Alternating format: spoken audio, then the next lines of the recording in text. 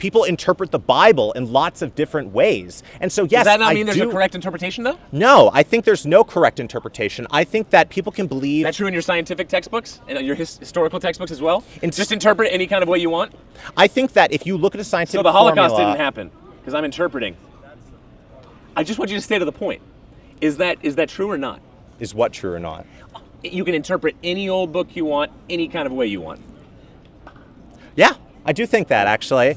I recently had the opportunity to travel with Cliff and Stuart from the Ask Cliff YouTube channel to talk with college students about God. Fair warning, this particular conversation gets pretty heated, but I think it is important because of what it highlights. Also, while filming this, I couldn't help but think about what G.K. Chesterton wrote when he said that there's a type of thought that appears at the end of a decadent age, like our own. He said, there's a type of thought that stops thought, and that is the only thought that ought to be stopped.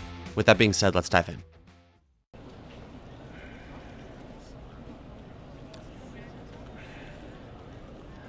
Why don't you ask me a question? Okay. You gotta ask him a question. I gotta ask him a question? Okay. Why Jesus? Why Jesus? Let's start with the simple one. Excellent question. Okay. Because Jesus was a historical figure. We could all probably agree on that. He came and he claimed to be God. Not only did he claim to be God, he backed that claim up with incredible character.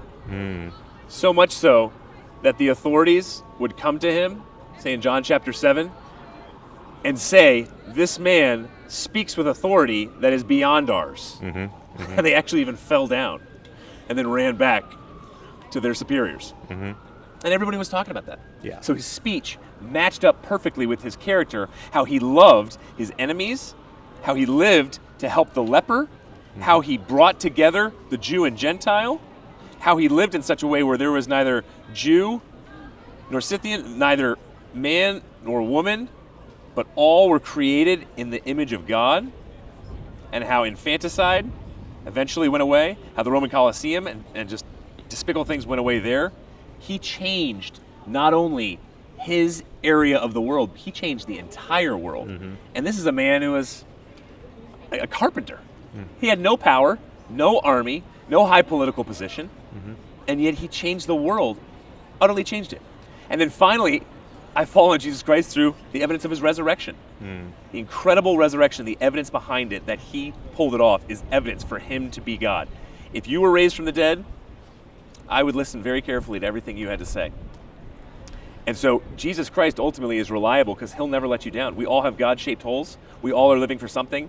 If you are living for your looks, you will die 1,000 deaths as you get older, as you age. If you're living for power, you will always seek power, but ultimately feel very powerless. And so whatever you live for is not going to fill you. It's actually going to, like Foster Wallace talked about. Foster Wallace said, if you live for something that is finite, it will eat you alive. And he was an atheist. But he said, if you live for something transcendent, God, that will bring you happiness and joy. He ended up killing himself because he lived for things of this world and couldn't get out of it. But he also had mental illness, so I'm not going to discount that. So what are you living for? Why is it reliable? And what's truly going to fill you? And then what's the evidence behind it that it really is the way, the truth, and the life? Well, I would like to say, just as a way to just react to some of the stuff you said, I think that from what you said, it sounds like Jesus was a pretty good person. I'd say that it sounds like he did a lot of great things. He brought people together. He tried to stop war.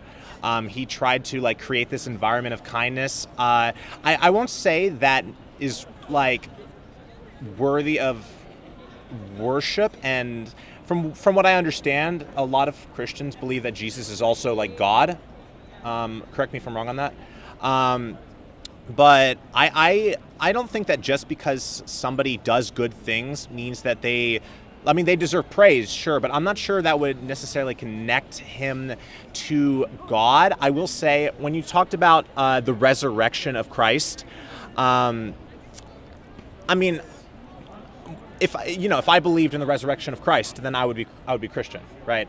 But I don't. So I will say I hear that a lot about the resurrection of Christ. We know it happened. There's proof. And I also hear a lot of people who talk who talk about or try to oppose the idea that Christ was resurrected, I hear them say a lot of the times, where is the proof?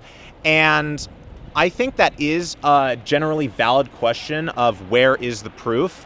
I will say a lot of things happened in history that we don't have a super duper clear record of, especially from way back then.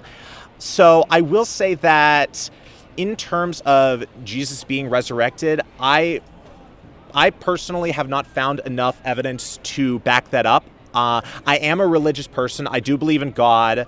I don't necessarily believe that there's a savior that's going to come to save us. I think that we make our own path, our own future, as it were. And I think that as long as you're following, whatever you believe is to be good for the world and, for yourself, whether that's like being kind, giving back, trying to make a difference in your community, I think all of those things are great ways that you can either connect to God or connect to your community, whatever you want. I think as long as you're trying to do good in the world, good will come back to you. I don't think necessarily that believing in a figure like Jesus is necessary for somebody to have that kind of commitment and love for their community and their environment. And me personally, I like to spread as much kindness as I can, try to make my environment and my community a better place. And I don't believe in Jesus, but I'm still trying to do things that I believe are right. And everyone does things they believe are right, of course. But I think the important thing is to allow for difference of opinion. Just like you and me, we have a difference of opinion, and we can agree on some things, and we don't agree on other things. But as long as we agree on the important things, like that, people should be kind, everybody should, be free to be the kind of person they want to be, things like that. As long as we agree on those basic core values, I'm okay with that. I just don't know why, though, we have to do that according to you. It sounds like you are setting the standard of what is right and wrong and what is good. Never does Dostoevsky in his argument or mine say that somehow you have to find Jesus in order to be a good person. No, you can understand a type of morality and ethics and how to live outside of Christ. I think many Buddhists I know do that. That's not what Christ is claiming. Christ understood other people to be good. And so I am not sitting here saying, to be a good person, you have to follow Jesus Christ. I heard you say the word proof a handful of times. I can't prove to you we're having this conversation. I can't prove to you that there are mathematical laws that we abide by in the universe. Like gravity. I can't prove to you that you actually love anybody. It's probably just oxytocin or neurochemicals bouncing around in your mind. But, if you get married down the road, I don't know if you're married yet, I wouldn't go home one night after your job and say, I don't really love you, wifey. I don't really love you because love's not really a thing. It's just my neurochemicals bouncing around in my mind, and I don't know which way they're going to go tomorrow. No, there's next to nothing that we can prove other than a few things perhaps in a lab. So I have no proof for the resurrection. But there is a ton of evidence coming, and there already is a lot of evidence. Secular scholars would agree that Jesus died on a cross. Secular scholars would agree that there was an empty tomb. Secular scholars would agree that the disciples had some type of experience with Jesus Christ, whatever that was. Could have been a hallucination.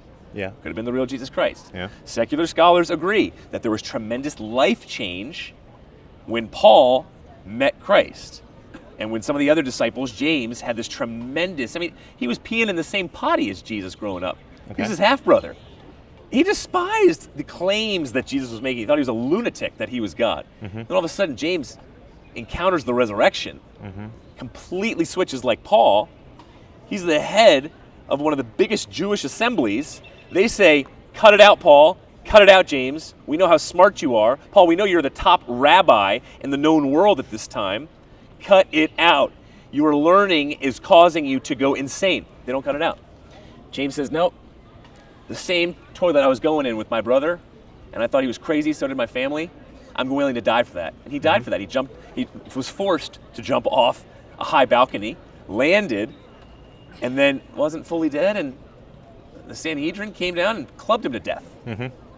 Okay, so many people going to their death they would not be going just because they had some weird faith. They were actually going for something where they had a claim that they saw happened. I don't think you would die for what you knew to be a lie. You may die for some crazy ideology, but you would never die for something you knew, unless you had a serious mental disorder, to be a lie. Okay. And that's what they were doing. And then lastly, the explosion of the early church. One of the greatest artists I know, who's a Christian, said, if you don't believe in the resurrection, how in the world did the early church just begin a couple weeks after the resurrection, this claim, where everybody's becoming Christian? It must have been this crazy hoax. These brilliant fishermen and carpenters, with their brilliant minds, pulled off. Come on, man. I will say, what you said about like facts and where's the proof? I will say that a lot of things in our universe, you can't really, the idea of a fact of proof is subjective. Once you have enough evidence of something, and once enough of a community generally agrees that something is true, if 99% of the entire human population, if pretty much everybody believes that something is true, then it can be considered a fact. And for Christians, right, I would say that the majority or a large percentage of Christians believe that Jesus was resurrected. And so for Christians, Jesus being resurrected was a fact. But facts are only facts because they're believed by a significant population within a population. So, for instance, most people believe that the Earth is round, right? And I believe the Earth is round, to be clear. I believe the Earth is round. A lot of people believe the Earth is round, and a lot of people consider that to be a fact. But there are a lot of people who are, flat earthers or anti-vaxxers, people who don't believe in those things that a lot of us generally consider to be fact. And so I will say, to some extent, I do agree that for Christians, Jesus being resurrected is a fact. That's not something I personally believe. That, to me, that's not a fact. Where's the evidence that you disagree with? Why do you believe it's not a fact? When it comes to proving facts, it is generally about proving that they exist rather than they do not exist. Mm-hmm. And so that's what we're... See, that's the whole thing, though, right there. You were putting me on the hot seat and saying that there's no proof and telling me that ultimately I have this burden of proof. And so I brought evidence. So I'm asking you, you also have burden of proof. Yes. So what's your burden of proof that you're bringing? What's your evidence that it did not happen? Okay. Well, just because, I have a big problem with what you just said. Okay. You said we agree on facts just by the number of people. The greater the population, we can all come to a consensus on a fact. Come on, man. Think about Elvis. How many people thought Elvis rose from the dead? Or think about the Branch Davidians. Or think about Jim Jones. Or think about Trump's 33%. Not dumping on Trump, but who attacked the Capitol. There were a lot of them. How were they not right? So I wouldn't go just by that. That's not what I'm going by. No, just because the majority of the world is Christian, it's by far and away the number one faith, that doesn't make it true. No, I get that. I guess what I'm trying to say is that... Hold on, my brain's just trying to go back to what you said. Yeah. When it comes to... When I said the majority of the world, what I meant by that is the top faith, 34%. Wait, can you take not obviously the majority of the world in terms of... Can you take 2 seconds to say the very first words you said when you were starting to rebuttal what I was saying? Well, I was just saying you have a burden of proof too. Yes, okay. So me asking you for proof originally, that is I'm asking you to prove something. I'm asking you to show me that you have an apple, right? Show me that this thing exists. And so I was saying, that came off. But like I was saying, something is a fact when there's enough proof to support it, and the stuff that you have given to me as proof, and this is why it's a fact, this is why it's subjective. I personally don't believe that to be enough proof for me to change my opinion on that fact specifically. And What would you need? What one more evidence would you need? I mean, for me personally, I would need something that makes sense to me. Let me put it like this. There are a lot of facts in the world that make sense to me. Like, I didn't understand why gravity was gravity until I took a course about it. And I'm like, oh, okay, that makes sense. This is the relationship between molecules in the universe. That makes sense. So now it's a fact for me. Before, it was just something that was, oh, well, this is something a lot of people talk about. I don't really know if gravity is, gravity looks real to me, but I don't understand how it works. And when it comes to believing that Jesus came back from the dead, I don't think that a lot of the proof you have provided me is enough for me to agree with you. And that's okay. We can have differing opinions on that. So it's the idea of, I'm presenting an extraordinary claim, so you need extraordinary evidence. That's kind of what I'm hearing you say. I would say something like that, yes. Okay, but I'm still hearing you keep saying this word proof. No, I cannot scientifically prove to you in a lab that Jesus Christ rose from the dead. It's a historical question. And the question of whether God exists is a philosophical question. Mm-hmm. We keep using this word proof. There's endless amounts of things that you and I cannot prove in this world. You talked about gravity. Mm-hmm. We can't prove gravity exists. We can't even prove exactly how it works. There's so many things we can't prove. So that's my struggle here, because I don't hear you say, I hear you talk about these facts. These mm-hmm. facts that I see, yeah. It's very David Hume of you, where it's this hyper-skepticism, and I have to put God in a box, because when I hear you say, I'm charting my own path, mm-hmm. and somehow God is out there, well, that's a God that you created in your own image. I mean, how nice is that? I wish I had that. No, I wish I had a God that didn't hold me accountable and tell me how to live. No, that's not what I'm saying. Okay, what are you saying? I don't want to put words in your mouth. Yeah, please. What I'm saying is I personally, and this can be different for anybody, but I personally believe that God is like part of the universe. It's some unimaginable thing that is beyond human comprehension. I'm not saying like, oh, God's a human and like God looks like a human, because that would, like you said, be putting God in my image, which would be egotistical. But I think that we don't really, if God is real, right, then we don't, like I said, there's lots of facts that exist in the universe, and what's a fact? A fact, like I said, a fact is, I already explained this. A fact is something Give it to me in a small microbite. Okay, yeah, let me put it in a microbite. A fact is something that is collectively agreed upon by a group of individuals and can vary from population to population. I would need some more time, and I would probably need to do some more research to really flesh out the idea of a fact. I am not an expert on what a fact is. I haven't spent 20 years researching facts and knowing what they are. Do you mind if I just to try to I'm also thinking about the content, trying to have the conversation have a good beginning and end. Do you mind if we go back to what you were saying about flat Earth and versus round Earth?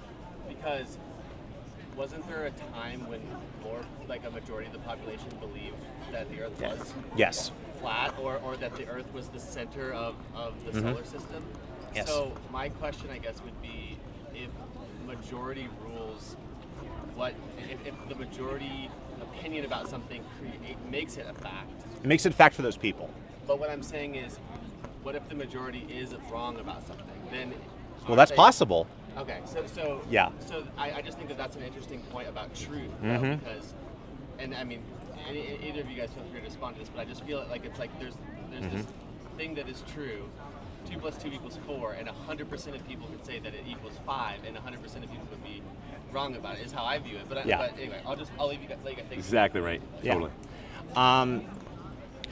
I will say, going back to the whole flat Earth thing, if a general population agrees on something, that making it fact, there have been times in history when a population, or I will say the general global population, have been wrong about things. I mean, there were people who believed, like the earth is flat. There were people who believed, there's a ghost inside your body and that's why you're sick and we need to do something on you to get this ghost out of you. And so science is constantly evolving. We're constantly learning new things about the world we're in. I will say I think you take everything with a grain of salt. I think you can hold general beliefs. You can say, I believe the world is round. I believe that vaccines they work and they're important and they keep people safe. And you can hold those opinions as facts for yourselves. But if something like better comes along, like for instance, if we learn that all of a sudden, there are actually aliens and they are real and they're like coming down. Oh my gosh, that would be crazy, right? Now a bunch of people would have this new opinion, this kind of new fact for them on something in the universe. I mean, 34% of the world is Christian. That's a lot of people believing in a fact. So why is that fact not correct? I'm not saying it's not correct, but I'm also saying it's not true either. How do you know it's not true? Like I said, a lot of people believed the earth was flat at one point. Exactly. And eventually we learned that's not true. Right. But at the time, you could hold the belief that the earth was round and you could be looked at as you're wrong. So we have proof that Christians are looked at as wrong. No, I'm saying because Christians no are looking. have... No, I'm saying Christians are looking at other people and saying they're wrong. You're looking at other people and saying they're wrong as well. Exactly, and so I think. So what's wrong with that? Why can't we have a discussion? We are having a discussion. Exactly. Well, that's what I'm saying. Why can't we have a discussion where we do say each other are wrong, but there is truth out there? It's not just your own personal journey. It's not just some kind of God up there that's totally ambiguous. Instead, it's no. If there is a sick person and you have poison for them, placebo for them, or actually healthy medicine for them, are you just going to live by, it's everybody's, personal faith if that placebo is going to work or that medication is going to work or that poison is going to work? Or are you going to say, no, faith doesn't just lead to truth. I need to look at the evidence for the truth, then I can believe in it, then that medication will actually heal me. Rather than, let's just have, faith in it, let's just see. We'll see if the poison works. We'll see if we get to the truth. See, I think you're softening this idea of truth to the point of saying, everybody has their facts. Everybody has their facts. I think that's not true. I actually do think that's true. I think everybody has their own facts. I think so. Tear apart my illustration then that I just gave. Okay, sure. If you're a doctor and you have a patient in a hospital who is really sick and needs some kind of medication, you as a doctor cannot force your patient to take that medication or to have that surgery. They can say no if they want to. Maybe they can't afford it. Maybe they don't believe that it works. But as a doctor, you're not forcing people to take medication. And so to try and force people or to say you have to believe in this or that this is the thing you should believe in, that's 100%. That's not the whole point. That's the point of the illustration is you have to seek after truth. It's not about your own faith and just your own spiritual journey. We know that there is natural law out there. We know that there is moral law out there. We know that there are mathematical laws out there. We know that you are held together in a pretty incredible kind of way. That's pretty awesome. Every cell that you have. So there is truth at so many different levels. And this whole idea of we just live by faith, and statistically, if more people believe this, then we probably have those facts, is ridiculous. I don't think that most people having a fact makes it necessarily true. I think that, if people are medicine works, right? If a large percentage of the population believes medicine works, that makes it, everyone can believe that is what it works, and if it works for them, then that's great and that's good. But if sometime in the future we're actually you should be doing this other thing and this thing is way better, then those people would be wrong. But until you disprove something, that thing is asserted to be a generally held belief by people. Okay, so you have not disproved the Christian faith. No. It's a generally held belief by a lot of people. So why in the world are you saying things like, I don't believe in the Christian faith because I think you can be a good person and not follow Jesus? You've given me no reasons to discount or disprove or make the Christian faith laughable. Instead, you're just out here saying God is aloof and it's all about my own personal journey. See, I think you're running from God. You're running from accountability. Running from God. I love God, and I'm not running from accountability. And I would like to stop you right there. I'm sorry for interrupting you. I didn't mean to, but I just want to say really quickly, I follow God. I believe that there is a reason for everything happening, but why not Jesus? See, that's my whole point. Specifically, why not Jesus? I think that when it comes to God, as an idea is like this supreme being, the supreme ruler that's like, this is the way you should live. And so I think everybody can interpret that differently. I don't think necessarily you have to believe that like, oh, there's a God and I believe in him. Like if you want to be agnostic or atheist and you want to say there is no God, but you're still following like a certain set of morals, I think that's fine. And I think that when it comes to being a good person, like you don't have to be a good person, and you don't have to be a good person. You don't have to believe in Jesus to be a good person. Sorry, I flipped that. But like I'm saying, I think that it's less about I haven't disproven you and more about you haven't proven, to me at least. Like, I'm sure you've proven to a lot of people, I'm not saying specifically you guys, I'm saying to a lot of people. I'm sure you've proven to a lot of people that Jesus is real and Jesus exists and, everything is great. There's a burden of proof on you as well, and you even agreed with me. There's a burden of proof on you. You agreed with me. Now you're changing it. I said burden of proof on me, but then you are bringing your own ideas and your thinking on why I'm discounting Jesus. But now you're just switching and saying, no, the burden of proof is just on me. And I'm seeing you do that because I'm not hearing any type of evidence to the contrary of who Jesus was and why the Christian faith is actually reliable. I don't hear a single thing. All I hear is agnosticism. That's true for you. Okay, it's right. Atheism. I'm not saying it's That's right. Your interpretation I'm saying of you God. can have that. That's your interpretation of God. So God's not really true. He doesn't really have specific characteristics because that's not what I'm saying. It's just your interpretation. That's not what I'm saying. Everything is just your interpretation, and everything is just postmodern. That's what I'm hearing. When it comes to Christianity, a lot of Christians believe in Christianity in different ways. People interpret the Bible in lots of different ways. And so, yes, does that not mean there's a correct interpretation, though? No, I think there's no correct interpretation. I think that people can believe... Is that true in your scientific textbooks and your historical textbooks as well? Just interpret any kind of way you want? I think that if you look at a scientific formula... So the Holocaust didn't happen, because I'm interpreting. I just want you to stay to the point. Is that true or not? Is what true or not? You can interpret any old book you want, any kind of way you want. Yeah, I do think that, actually. When it comes to scientific textbooks, when it comes to mathematical textbooks, you're given, like, okay, here's what we're presenting it as. This equals this. If you do this chemical reaction, this will happen. And if somehow you manage to disprove that, then great, good on you. Maybe you can interpret it in a different way. When it comes to philosophy textbooks, there's lots of information out there and you can choose to believe whatever you want to believe. I'm not saying like, oh, you have to like believe this one thing and that's true always. I'm saying that if you want to say 2 + 2 equals 5, you can. And I'm not gonna stop you from doing that. I'm gonna think you're wrong, but I'm not gonna stop you from doing that. I think that's sad. Because you have the truth. Them. You have the truth. Why wouldn't you try and convince them? Why wouldn't you proselytize and say, hey... Because it's not my responsibility. 2 + 2 is not 5. Well, if you love them and care about them, I hope you would help them see the truth. My 5-year-old daughter in class, so I can just say, you know what, sweetie? 2 + 2 equals 5 in your mind. So that's okay. Just go ahead. That's fine. Okay, listen. It's her interpretation. You can try. I shouldn't trot on her interpretation. You just said that. You can try to, but you can't like force them to do anything. No, I'm not going to force. I'm not going to force. Exactly. We agree on that. Okay. But you just said not try.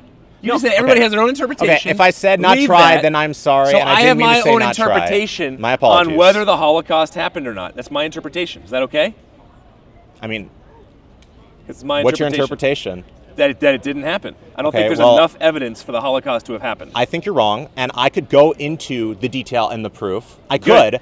Good. I just haven't seen you do it for Jesus Christ yet. You said early on that you had the burden of proof as well. The proof that it exists. Then you switched the proof that it exists. Then like you just said, you're asking me for proof that the Holocaust happened. Okay, right? good. I'm asking you for proof that Jesus got resurrected. It's the same thing. Okay, good. No proof, and I gave you exactly. 6 I'm points. asking you for I gave proof. you 6 points that secular historians take to the bank. Secular. I could give and you you 6 did points. not even challenge one of those points. I could. Instead, you hopped around when I asked, what is the evidence you need to be a Christian? And you hopped around and moved the goalpost and had no idea. So you're out here telling me I need more evidence and facts and proof. And then I say, okay, what is that evidence and facts and proof that you need? And you go, I'm saying, I don't know. Do you see how slippery that is? I'm saying you need more facts and proof and evidence. For me personally, I think it's enough for a lot of people, and I could provide you evidence about, like, oh, this is why I believe the Holocaust happened. I'm not going. Sure. I'm not going to. Sure, and I believe it too. Yeah. But because it's not just up to my interpretation. No, I think there's historical evidence and truth that the I think Holocaust that actually happened. I think that too, but someone Well, else could believe that. you could believe it. Someone else could believe that. But that doesn't make it true. That doesn't make There's it true. truth. You're right. That doesn't make it true. Exactly. Okay. Exactly. Okay, so they're wrong. I believe they're wrong. Yes. Beautiful. Thank you. Thank you, brother. Great conversation.